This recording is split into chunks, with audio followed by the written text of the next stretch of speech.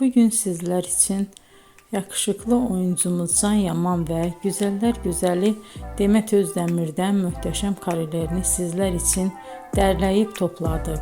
Can Yaman İnadına Aşk, Bay Yanlış, Dolunay, Erkenci Kuş dizi gibi dizilerde rol almış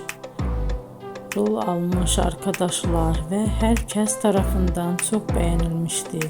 Biz de sizler için onların romantik karelerini derleyip topladık. Arkadaşlar, bu fotoların devamını gelmesini istiyorsanız emeğimize saygı olarak kanalımıza abone olup bol bol yorum yazmayı unutmayın.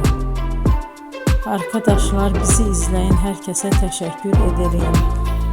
Bizden bu kadar.